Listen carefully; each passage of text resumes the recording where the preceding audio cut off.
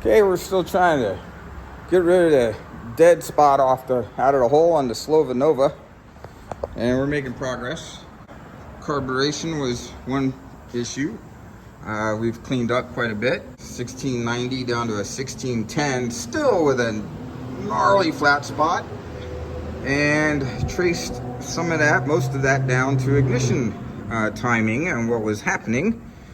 Believe it or not, I had a brand spanking new flamethrower Pertronics distributor assembly, and what was happening, it was running off that blue coil right there. It's not anymore.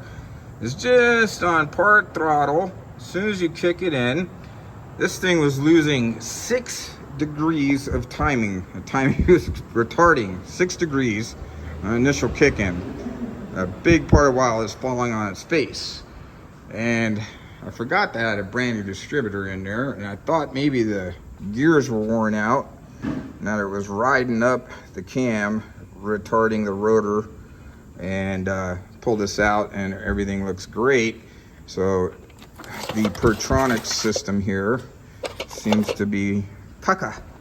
I think it's got a bad module, but we had just luckily a brand spanking new HEI distributor from a ZZ6 crate motor, and sitting in a box with 0 miles, and the ignition timing has been fixed. It doesn't drop anymore.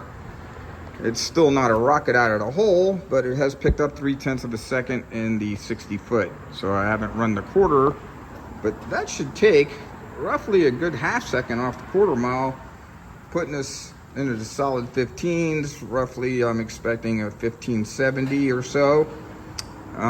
Still a long ways off of 1490, but we're working on it. Trying to make that happen before this guy goes in. And that one we're looking for 12s. But I'd really like to see this thing go into the high 14s before we do the swap. So I am really going after it. Got a couple ideas coming next to do that without cracking the engine open or putting headers on it or swapping intakes. So trying not to do any upgrades. The carb, you could call it an upgrade, but it's not. It's just a 625, and that was a 1405 carburetor. It's pretty much the same thing. So here we go.